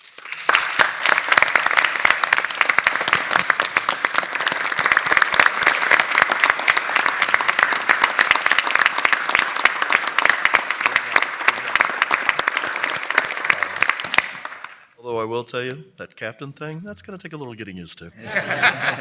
Been a lieutenant a long time. Thank you very much. Thank you, Chief. Thank you, Mr. Manager. Moving on in the agenda tonight, Mr. Burgess, business from the City Council. Yes, sir. Go ahead, sir. Mr. Manager, I had a call about the property that we recently acquired downtown from some citizens, 2 of them, in fact, that said that we need to do some cleanup down there around some of the old Steve DeGrave's properties. So if maybe we could get some people to maybe just kind of spruce that up a little bit. They thought that since we purchased it and things have moved out of there, that it looked a little bit run down, and perhaps we could do a little cleanup down there. We're hoping to tear it down sooner than Well, later. they said hopefully it'll be tore down sooner, but until then, can we at least try to keep it look a little bit better? Definitely. Mr. Cordino, do we know what's going on over there at the quote-unquote bowling alley site? I haven't driven down there in a few days, but is there any activity on the site, or have we gotten any indication as to what's going on? I saw some activity out there, but I'll have to check with the building official to see exactly what's happening relative to permits and any of that stuff. So let me get back with you by email tomorrow. That's fine. I'm just wondering, because I thought we had put some kind of time frame on that when we did the contract. Didn't we do something about things had to move along at a reasonable pace? Or am I thinking of a different project? That was taken off. It was taken off. And then, I don't know, because I said I haven't been down there in 3 or 4 days, but perhaps if we could get code enforcement to go by there and clean that fence up. I know at one time there were probably 30 or 40 political signs hanging on there. I'm not sure if they're still there today, but if we could get somebody to take a look at it, I mean, that really looked bad over there when I drove down there. Some of them falling down, head falling down, hanging there. I'm sure most of the people haven't paid their bond to the city as needed and stuff like that, so if we could just take a look at that. I went to the FLC this week, the Florida League of Cities this past week, learned a lot of good things, brought a few things home. Learned one thing that we're not doing, Mr. Manager, is we're not answering to their questions when they send out questionnaires to department heads and stuff, because we could have probably gotten 3 or 4 awards up there, especially on the TV production stuff that we've been doing down here this year. And I asked them why weren't we even considered, and they said, well, we send out questionnaires and letters, and nobody responds. So I don't know if things are going on. I know that sometimes I get questionnaires, and I forward them to you, and you forward them on to Mr. Brea, and they get answered then. But I know that they're sending them out. Do they send them specifically to department heads, or who are they sending them to? I think they send them in general to the manager's office somehow. So perhaps I'm not saying any fault on anybody, but I'm saying that would have been a great opportunity for us to showcase several things that we're doing up there, and for whatever reason, we missed out on an opportunity. So what we can do is we can reach out to them, find out who they're sending the material to. Right, make sure we have a correct address or a contact point or whatever, but we would have cleaned up, especially in our TV stuff, so. Great. Just an idea of, as we start to branch out and try to show people what we're doing down here, that's another free channel to 400 and some different cities and people around the state. Absolutely. So, anyway, thank you, and I'll leave it at that, Mayor. Thank you, Mr. Burgess. Mr. Shelley. Nothing at this time. Thank you, sir. Mr. Maldonado? Thank you, Mayor. Just want to kind of reflect on this past week. We've been pretty involved here in the city. I know a lot of times we don't talk of all the great things or all the hard work we do, but I definitely want to congratulate the staff for another well-done show over at ICSC Orlando. Mr. Manager, great job for your staff. They're already veterans in this process, and as you mentioned, we were double booked. And so if Gemma or Scott did not have a phone or a meeting in other places, it got really crazy, and it was pretty exciting to see the buzz that's happening. And so what's basically happening is that all these developers and retailers are all seeing that what we first started out a few years ago as just a vision and a thought is now coming to fruition. And so we were definitely in a better position, and we were pretty clear on what we needed. And so I think you guys did so to staff, you guys did a phenomenal job. Mr. Roth joined us as well up there, so I'm sure he threw in some kicks and punches and made sure that this show was a success. And so it's always an honor for me to partake in what you guys do. I love being in the mix of it, and I love being a team member. Thank you, by the way, to you and all of you who at one time or another have attended these and helped with the staff, because while staff is important and what we do is important, these developers and many of these other investors, when an elected official is with us, it always adds credibility to what we're doing. So we appreciate all of you from time to time joining us in these efforts. Yeah, so all the work that you guys have been working on, we're definitely seeing it pay off. And so, again, kudos to everyone for a job well done. So that's it for me. Thank you, sir. Mr. Williams. Yes, sir. Thank you. There it is. Okay, thank you, Mayor. On tab 10 Yes, sir. is a discussion of the enforcement of Miami-Dade towing. If Attorney Matthew has been working diligently with me in trying to really bring something to the council that deals with towing. As many of you know, for the last couple of months, I've brought up the irregularity with some of the tow companies that operate within the city of Homestead, and some of the issues that we have, that some of the constituents had to deal with. So, if you don't mind, Mayor, I'd like to have the attorney to go through the resolution and some highlights of what we're trying to do to enforce or to bring compliance into what's already established that we're trying to do. And I know he's talked with the chief, and they've gotten together. So hopefully this will be an initial, bite at the apple per se. So, Mayor, if you don't mind, if I can lend my time to the Absolutely. You have the floor, and we'll ask Mr. Pearl. Mr. Attorney? Thank you. After our previous discussion, there were some specific issues that were raised with concerns about non-consent towing operators operating within the city and towing vehicles beyond the 10-mile radius that was permitted, lack of notice, and some other issues. And there was a question as to whether or not the city needed to adopt its own legislation. The county code specifically provides that they provide the exclusive regulations applicable to non-consent towing. We've spoken with the county attorney's office, and they've included that. But in our research, we discovered that the county code already precludes towing operators from engaging in the types of behavior that has raised concerns by Mr. Williams and the rest of the council. So what we did is I've spoken with the chief. We've spoken with Consumer Services here to get a list of the towing operators who currently have business tax receipts. We can evaluate their business locations so that we know the private entities that they're contracting with. We can ensure that they are compliant with the distance requirements as they've been enumerated.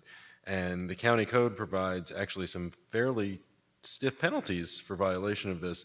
It's actually a criminal violation, punishable by 60 days in jail or a $500 fine. under the county code. So the county code also specifically says that it can be, the county code provisions can be enforced by municipal police departments. So I think at this point it is it's really just an enforcement mechanism. And I've spoken with the chief and he's comfortable with proceeding with the enforcement of this. And I defer to him if he has any thoughts on it. But this resolution is urging the County Consumer Services Department to work with the chief, and they have a broader licensing requirement for all towing countywide. So they'll have information on the location of every towing company, and we can work with them on the enforcement of the county code. Yeah. Mr. Williams? Yeah, thank you, Mayor. And also, that to require, even though they come into the city to tow, do they have the business tax receipt here locally? Because they, just because they do business here doesn't mean that they're operating legally within the United City limits. And so I think I asked Mr. Pearl to kind of cover that as well, Yes, to correct. to make sure that there. And then the other component of that was that these leasing companies who are using these outside agencies to come into the city limits and post a sign without going through our process, so we can identify who those companies are and if they have the necessary area and qualifications in order to tow outside of the city of Homestead. And so, that was a major concern. And so hopefully this resolution will give us, some more teeth to enforce and to really crack down on some of the businesses that are in partnership. And most of them are not in partnership with towing companies within the city of Homestead. They're most outside of the city limits.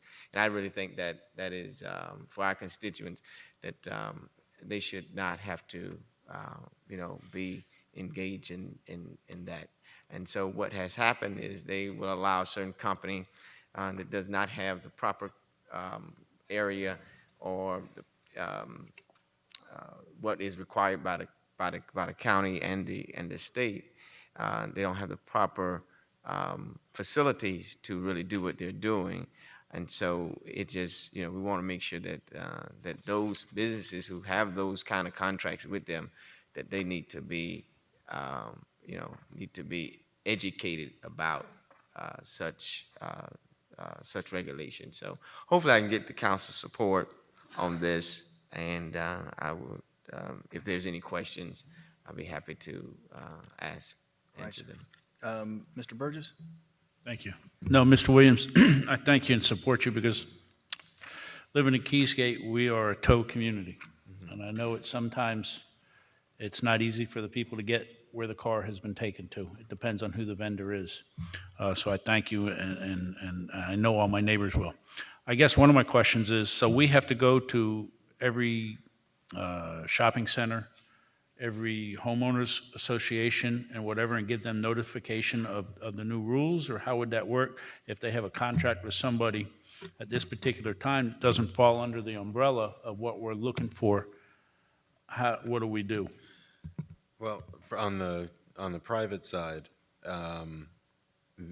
the individual private association, whether it be a shopping center or an HOA, they're required to maintain the contract for review of the police department or the county consumer services department to ensure that that the arrangement is compliant with the county. But I'm sure we've got several that don't fall under that umbrella because, not to say, but they come and switch and go and go. For the benefit of those property owners, we could advise them that in the event that a tow is initiated that is not compliant or in violation with the county code, that they are under the county code responsible for all costs associated with that tow, the retrievil, and So we need to do an education program also as we roll this out. We can. Of some sort to whoever. Yes, and can I, Yeah, sure, yeah. just for a moment, and this will also allow, my intent was to try and regulate to allow that those who, and I think there's only 4 or 5 tow companies in Homestead, that they will be the ones to be able to, say, for instance, those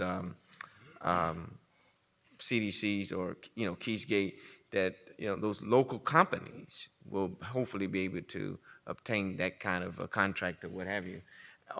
And these local plazas will also be able to use, the local tow companies here that are in the city of Homestead, and that keeps it local, and it means that they don't have to hike so far up somewhere. So I wanted to try and put that in here somewhere, but I don't think we were able to get the language to kind of quantify that. But that was a major issue for me. And hopefully, Mr. Attorney, we can find something that we can put in there that will give it some more teeth to kind of regulate that. Jimmy, I will make a second, but I also have another question. If it sounds like we're going to want people to be under the city of Homestead, and if they're not, to come down here to buy the license, the proper stuff, and to be a business of Homestead, does a P.O. box, or are we going to not allow a P.O. box to be a place of business, or what are we going to do there when it comes to this? Well- Because we could have a company from 20 miles up the road come down to fulfill whatever the requirements are and just get a P.O. box, and then they hear No. our folks. Okay. That would not work. Okay. Okay, so there are 2 issues that I hear with what you're saying. The first issue is a requirement for a business tax receipt or a business license, and if they're operating within the city, regardless of their location outside of the city, we can require that if they're conducting business in the city. Okay. The second piece is if they're 20 miles down the road, then they are not compliant with the... Even with a P.O. with the box county or code. whatever. It has to be from the location of the pickup to the location that the car is stored. Which is 10 miles. Which is 10, so you have a 10-mile radius on that, and that's the cutoff. And that's it. Now, There's that's no it. getting around that No, with that's, shenanigans. Okay. that's hard and fast. You can't store a car in a P.O. box, so that Right, does right. nothing. I just If wanted- if it's a company that was located elsewhere, that headquartered elsewhere, but purchased or leased or opened a storage facility in here and they towed, Then they'd be okay. then that would be, Okay. that would be okay. Thank you. That was a point of clarification I needed. Thank you. And I'll second your, if you're making a motion under Mr. Williams. Yes, yes. Motion, there's a motion and a second. Anything else, Mr. Burgess? No, thank you. Mr. Maldonado?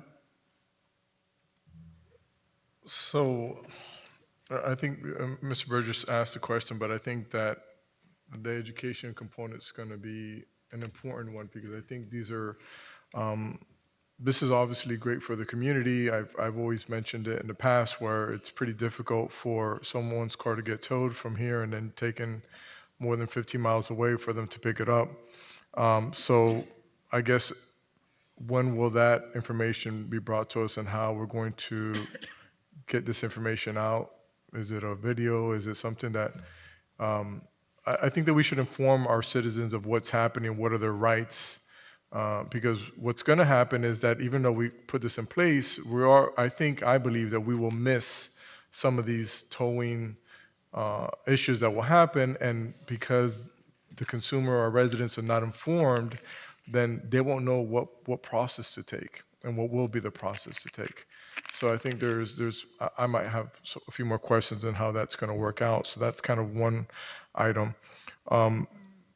So I guess, how are we going to require the HOAs and everyone through this ordinance or what we're going to put in place?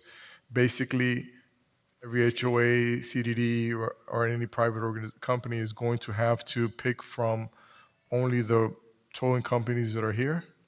From a compliant towing company. So a lot of it will depend on the location of the individual, either shopping center or HOA within the city, because the 10-mile radius for one person may allow them to contract with a provider that is outside of the boundary and still comply with the 10-mile radius, whereas another location in the city, the only compliant towing company may be located within the city. It does vary. So I think from an education component, I think it's best to advise that of the parameters, and that they would, under the county code, be liable for for the costs associated with any tow that was done improperly and encourage them to Where are they evaluate. going to? Is there a department they're going to be able to reach once they say, hey, they find? So, for instance, they take my car from my home, and then I find out it's a company 15 miles away. Who do I contact and said, hey, you guys, you're outside of the boundary? Who do I see? Who does the resident see? If it was my car was taken, who do I go see to follow up with that? Well, it'll be our police department that's working to issue citations for violations. And as I believe I said earlier, if I didn't, I apologize.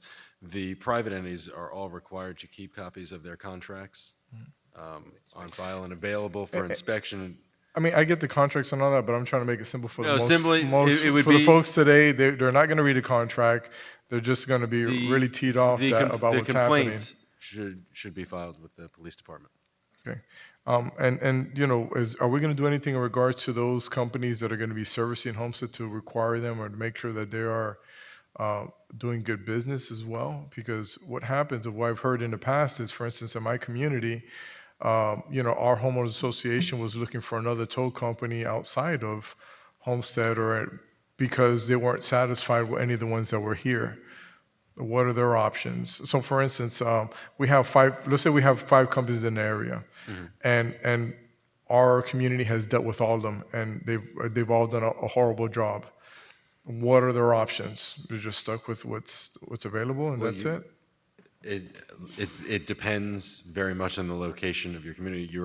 Any operator who has a towing facility within 10 miles of your HOA is somebody that your HOA would be eligible to contract with. Yeah, I get it, but I go back in the sense of we are in essence restricting ourselves to geographic area for good reasons of obviously not going too far. But what are we going to tell the HOAs when they're now being told that you can't use whoever you want outside of that distance? And I say this only because this is what's going on. I mean, I'm sorry, Councilman Williams, I don't want to cut you off. Go ahead. Yeah. I'm sorry. Because most of this is governed by state law than the county. So whether they have to have their storage facility no more than 10 miles from where the pickup is. So if it's in your HOA area and they don't have a facility to store it within the 10 air miles, they call it, then they're really out of. So, I mean, they would have to come into Homestead, buy a facility, build it up to our standards, and then be able to operate, as my understanding of it. But far as having, choices to make a choice because they may not like the 5 or whatever the issue is, then it's really state law and county law that mandates that. And so we're really, all we're doing, I think what I'm trying to do is to regulate to make sure that those companies are doing what the law has already put in place. And so what this resolution does is just to encourage and to, to put, those, the county on notice that these things are happening in Homestead and we need more help, and then working with the police department that will help. But if they're in your area, and they don't have a tow facility within that area of 10 miles or so, then they are really out of.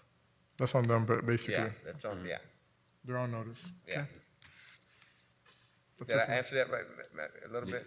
Perfect. Okay. Thank you. Yep. Yeah.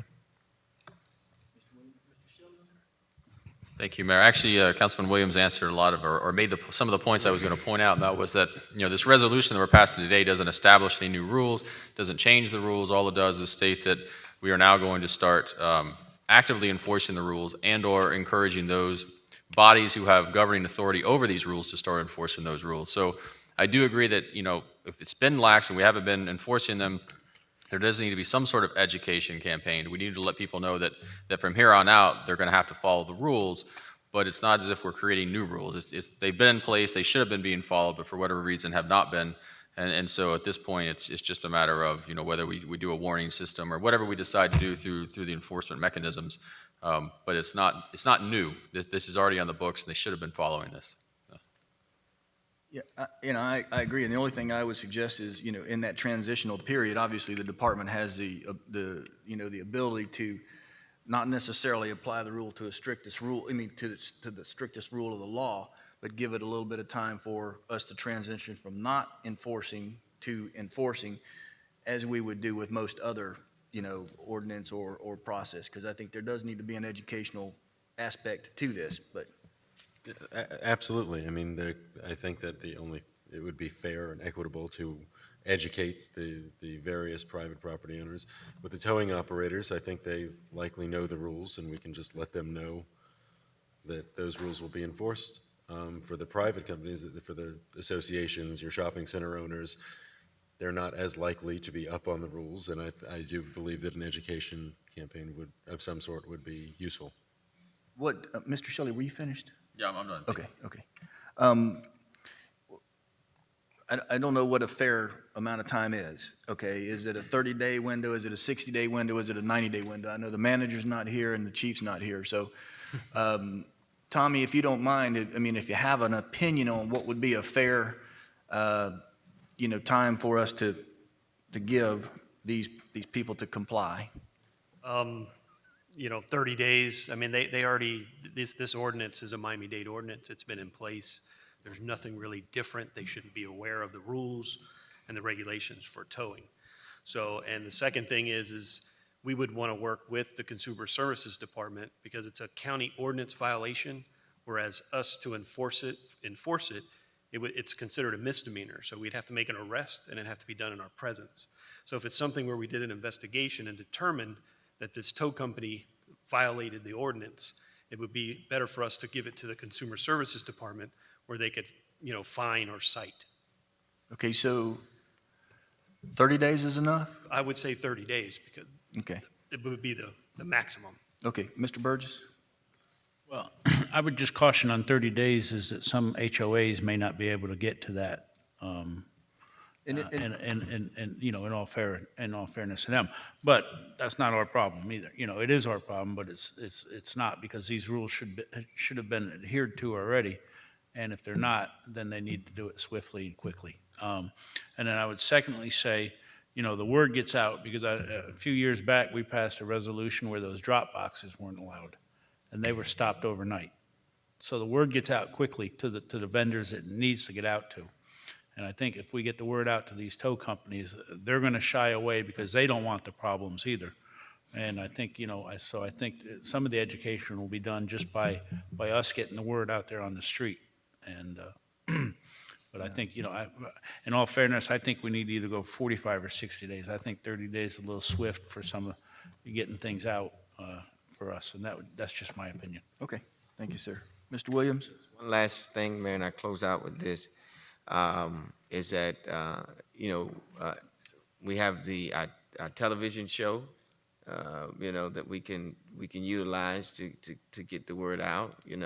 I think that would be a good educational tool, probably with the police department, or have somebody from Human Services from the county come down to maybe do a little interview. I don't know. I'm just giving suggestions out that will probably be able to put together some small clip or video about what's right, what's wrong, and then how to, to make sure everybody's in compliance. And so, see if they have one already available. And so, but from the city of Homestead aspect of it, maybe it can be a story, of this is what we're doing to make sure that our citizens are protected, something of that sort. And so, I thank my colleagues for their input and their support on the resolution. Thank you, Mayor. Thank you, Mr. Williams. With that, I move it. I think it's great. It's already been moved and seconded by Mr. Burgess. And the only question we had, Mr. Manager, was a transitional period of, enforcement of this resolution. So it's not in this document. 30 to 45 days. Tommy, as the police officer in the room, suggested 30. So it's 30 to 45 days of a little bit of lenience to get everybody educated on this before there's the hammer drops. Correct, Mr. Williams? Yes, that's fine. I have a problem. Okay, so there's a motion and a second. All in favor? Aye. Motion carries. Anything else, Mr. Williams? Yes, let me thank my colleagues. Last Saturday, we had a backpack giveaway, and Councilman Roth and Councilman Maldonado and came out, and I mean, it was a lot of people. We had a lot of services. We got, you know, and the police department, you know, and what I wanted to do with that was to bridge, and we have always done it, and Chief Rowe has always been the lead on that with our community policing. But, you know, we had a show, you know, with the K-9 units, you know, trying to bridge that gap that our public safety and our police department are friendly. The partners of the community, they're integrated within our community, and we had over 1,000 backpacks, 1,000 pieces of pizza, and we served a lot of and needy persons, and we had parents who came with children with 8 or 9 backpacks leaving out of there. So it was a huge success, and shout out goes to the Southwest Advisory Committee.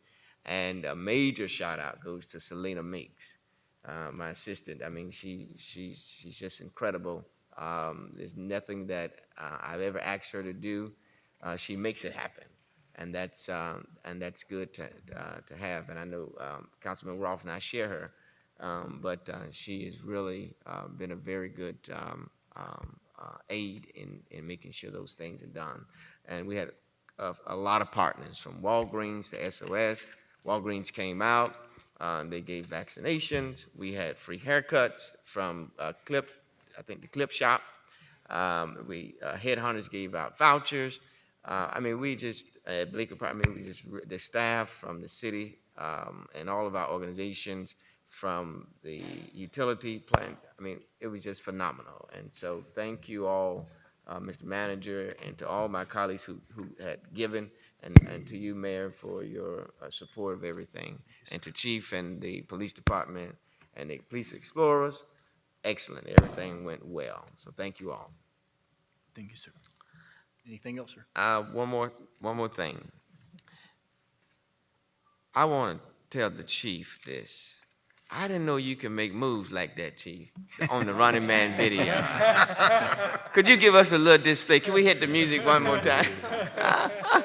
But no, I thought that was a great video, and I think the morale of the department was at its highest, and so many, you know, we went viral, and you know, I think we needed that here at Homestead. We needed that community to see our police department in that way.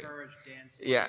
Well, George, we won't ask you to get on the video, but I thought that was phenomenal, and I thought that, you know, that brought, you know, the morale of the community together. And so, Chief, to your department, especially one that had the mission that put it on your desk. Captain. John. So, but that's all.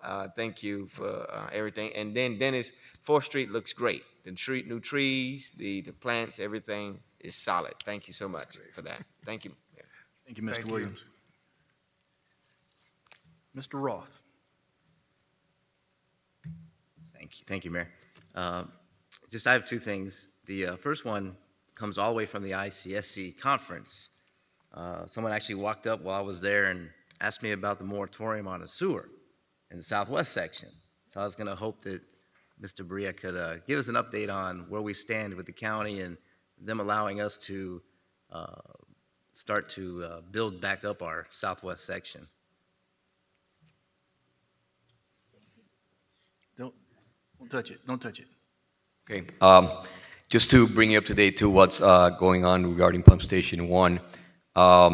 As you're all aware, we did put out the project to bid. We have a potential lowest bidder ready to be awarded. We're just waiting for the county to approve the interlocal agreement that we need to have between us and them, because some of our flow goes to them, and we are taking over the operations of one of their pump stations by building our own. In terms of the status of that interlocal agreement, through numerous calls with the county, they're still working on the draft version of that agreement. We've spoken with their attorneys and also with the technical staff, and they've all said that they basically their part of it, of that job is done. Right now, it's at the contracts office, ready for final, basically dotting the Ts and, dotting the Is and crossing the Ts. So we're basically waiting to receive that. As soon as we get that in our hands, we'll be able to review it and hopefully enter into an interlocal agreement with them and move forward with the construction of the pump station. Give him a number, give him a time frame. How many years? Yeah, I mean, it has Well, been. it's the construction of the pump station is a 10-month project.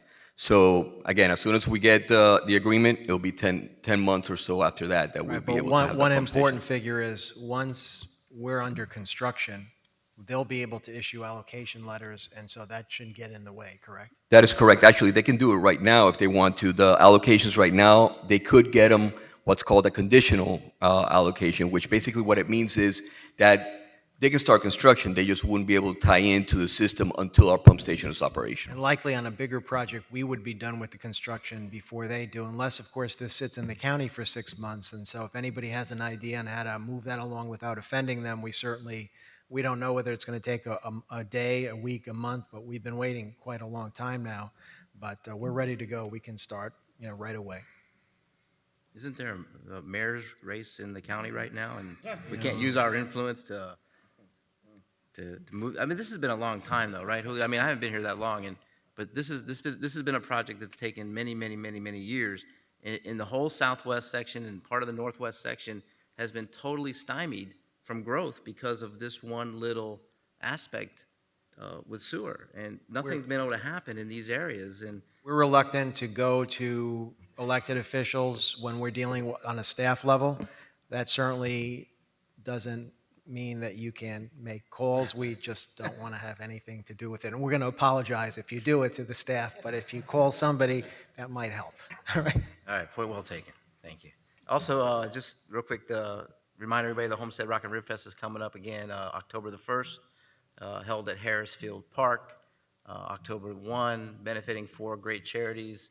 Those charities are the Mexican American Council, Patches PPEC. I go blank when I do that. Patches PPEC. Well, they're on our website, so you guys go check that out, homesteadribfest.org. I did this yesterday, too. I went blank on who the charities were. SOS is one of them, and there's another one. I just can't remember who they are.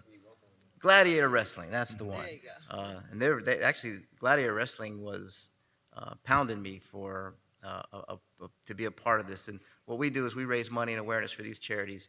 And over the last 4 years, this will be our 5th year, we've given away over close to $70,000 to local kids' charities in our community. So be a part of that, support those organizations. Tickets are out there now.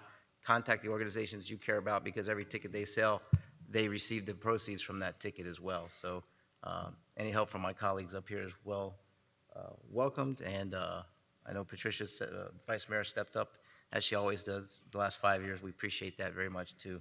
And that's all I have right now, Mayor. Thank you. Thank you, sir. Mr. Williams, did you have a question?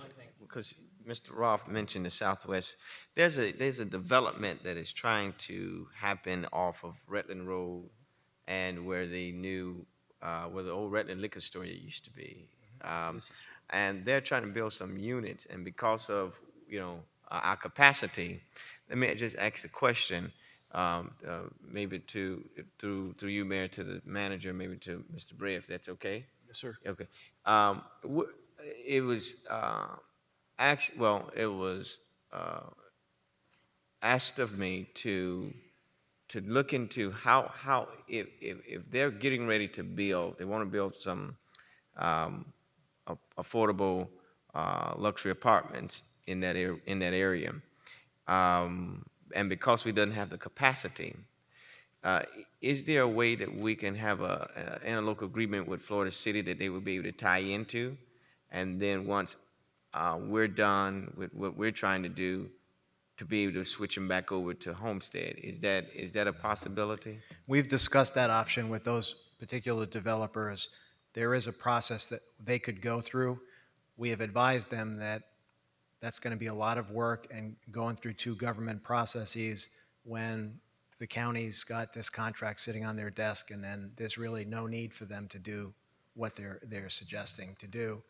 But there is a process. So without, not trying to belabor it, but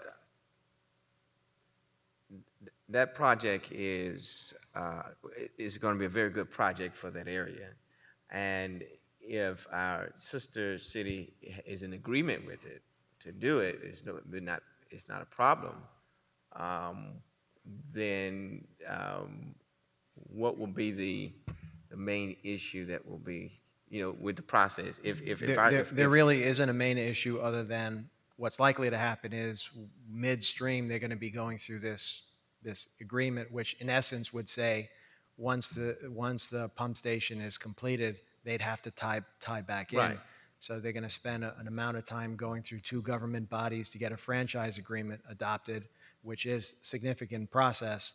And then by the time they're even to this floor, hopefully the pump station is going to be under construction. They get an allocation letter and they can build right away. So and I'm not sure that they fully understand that.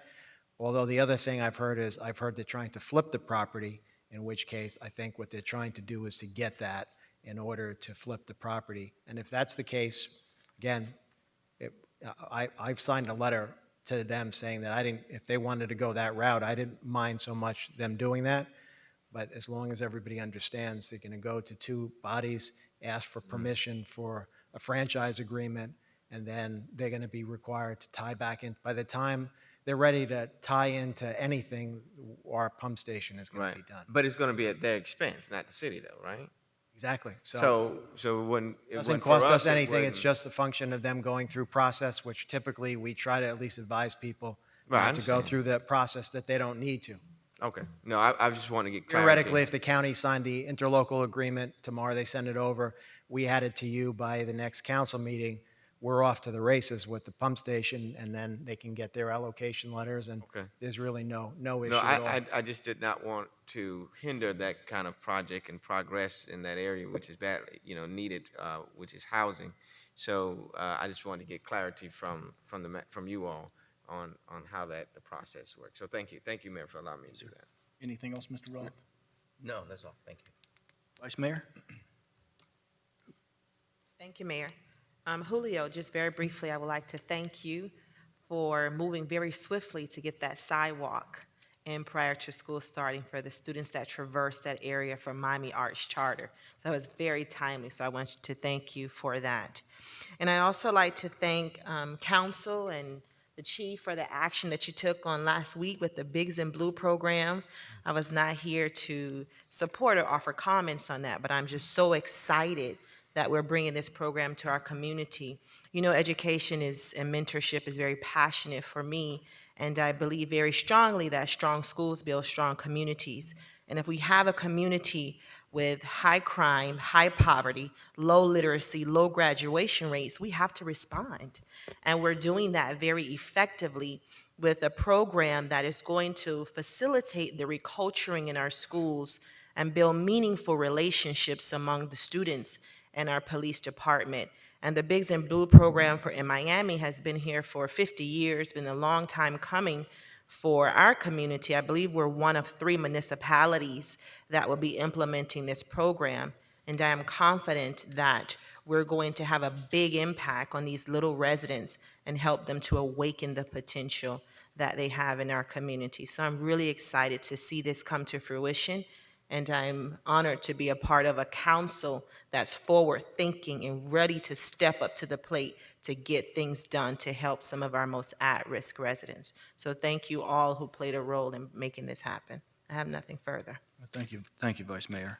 I just want to start out by saying, again, the council is doing such a great job in some people are able to go to Orlando, some people aren't. Some people are able to attend Florida League of Cities. But what we do as a body is we do such a great job of covering everything.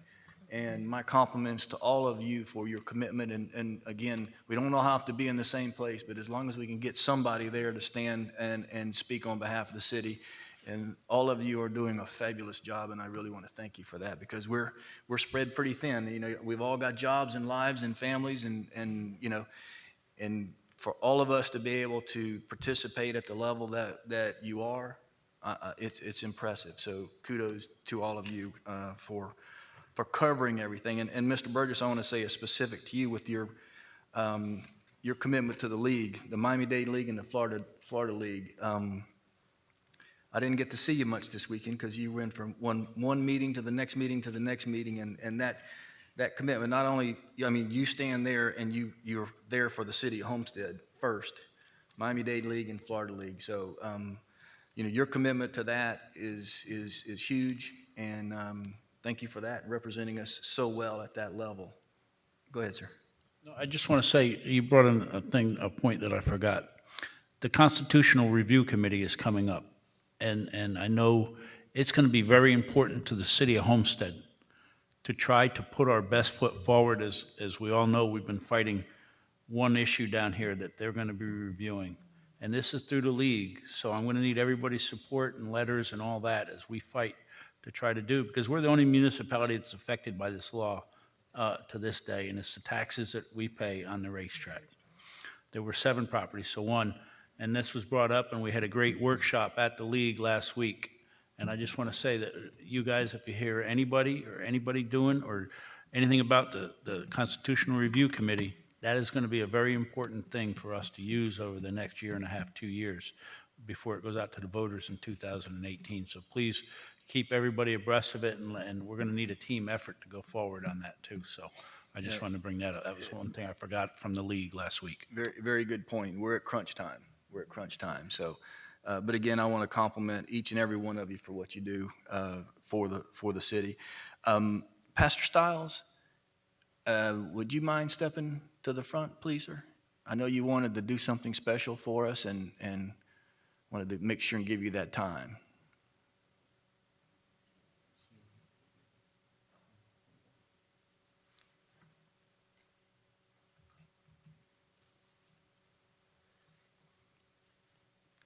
Good afternoon, council, mayor, vice mayor, to all of the guests here. On behalf of, I think the last time I was here, I was in a wheelchair, and then I've been on sticks, so I thank you all for your prayers and your concerns. On behalf of Southeast Dade Ministerial Alliance, we want to personally thank you all for the support of our event that's called Hallelujah Night. It's really an event that kind of takes kids off of the streets, and it's going into its 15th year. I became chairman over this event probably about 3 years ago, and I just personally want to thank the city itself. I am living in Homestead. I am a Homestead resident, so I take Homestead pride, amen. I'm sorry we're not in church. But we want to personally thank our councilman over our district, Councilman Williams, for supporting us and pushing us into being able to be an event that will affect us. I want to thank the police department. We had, in 2015, 2 of our police volunteered their time, our city and Department of Recreation. We want to thank you all for the commitment that you have showed us on 2015. So with that being said and done, we thought about giving each councilman their flowers, but when we sat down to the table as a committee, we said we want to give the city a hold this award. So this award today that we present, it says Southeast Dade Ministerial Alliance, Inc., SEGMA, in appreciation of the City of Homestead Outstanding Stain of Support of Hallelujah Night Event 2015, uniting our community for the safety of our children, awarded this day, October 31st of 2015. Bishop Irene Harris, President, Dr. Curtis Thomas, first Vice President, Bishop Chauncey Brown, second Vice President. And it has on the back, it says the member of Hallelujah Night Committee, Chairperson Pastor Michael Stiles Jr., Co-Chair Jacqueline Patterson, and it has a list of all our committees. So on behalf of South Dade Ministerial Alliance, we would like to say thank you. Thank you, sir.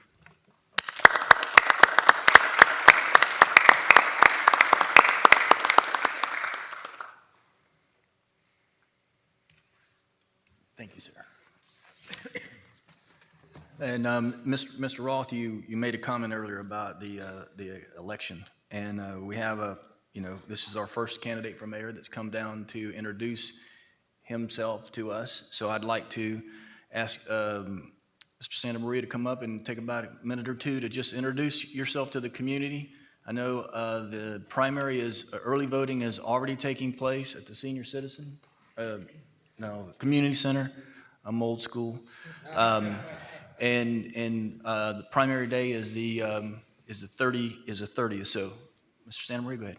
Yes, thank you so much for the opportunity. I'm glad to be here. My name is Alfred Santa Maria, and I am one of the 7 candidates that's running for Miami-Dade County Mayor's office. I'm glad to be here with some of the members of my team who happen to be residents of and constituents of the city of Homestead.